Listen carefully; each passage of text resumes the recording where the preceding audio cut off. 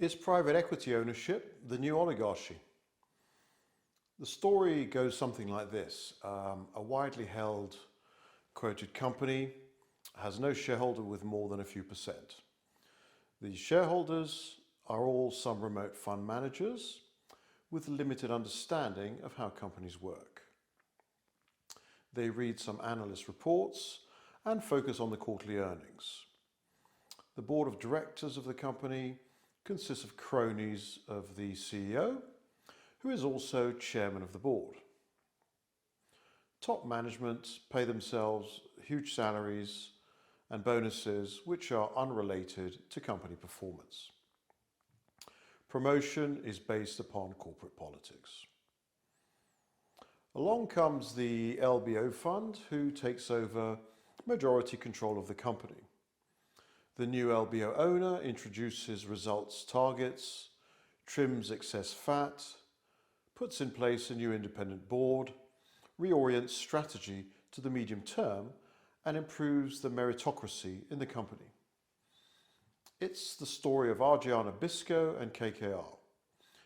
Many might remember the excellent film of that starring James Garner and Jonathan Pryce.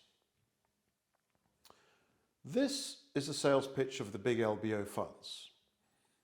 This pitch counters the criticism of them being asset strippers and job killers.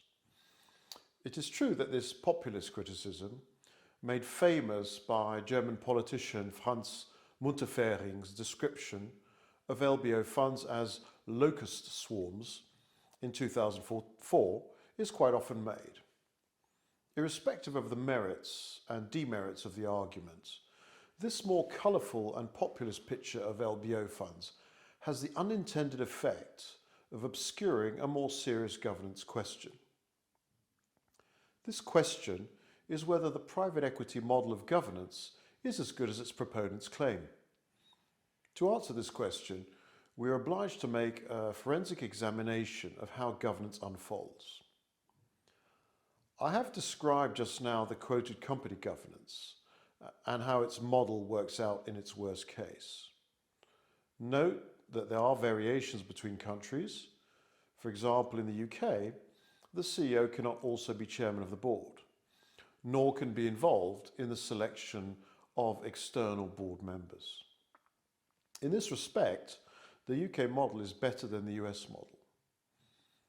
In order to make a concrete analysis, let's examine the private equity model of ownership.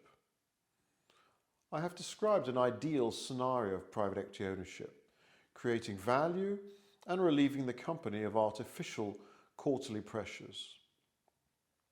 What is missing from this, as from most discussions of private equity ownership, is the internal governance of the PE investors themselves. Let me explain. The LBO fund becomes majority owner. He changes senior management, puts in new board members, and so forth. Previously, most board members were, so to speak, piloted in by the CEO, as no shareholders had a large enough stake to have an influence on that. So how do things work now? The company is now a portfolio company of the LBO fund. It will fall under the responsibility of some partner in the firm, who may sit on the company board, or appoint a subordinate to sit on the company board, or appoint an external expert to sit on the company board as an independent. One way or another, all of them and the senior management are beholden to the LBO firm. Who does this partner report to? Most likely his investment committee, which consists of other partners, with the most senior partner likely having the greatest influence. Let's look at it at another more concrete way.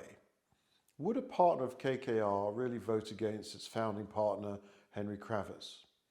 Would a partner of Carlyle really vote against its founding partner, Rubinstein? Would a Blackstone partner really vote against its founding partner, Stephen Schwarzman? It is very unlikely.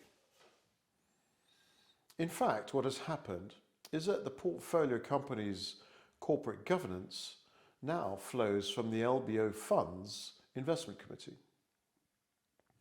We know that PE firms are founder-oriented firms, and for all the talk of collegiality, the big dog, the founding partner, still very much makes the wind blow.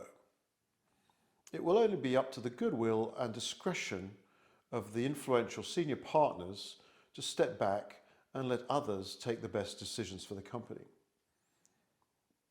This is a bit scary.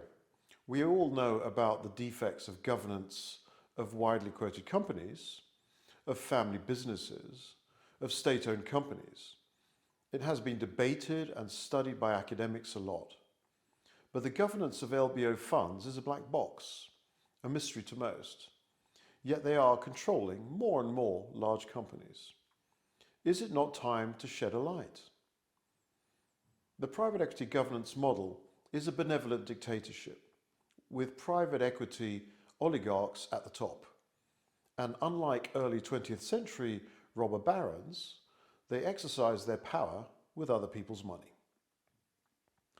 The beauty of this new oligarchy, for them, is that it is invisible, hidden in the arcane workings of an internal investment committee. It does not feature in the debate.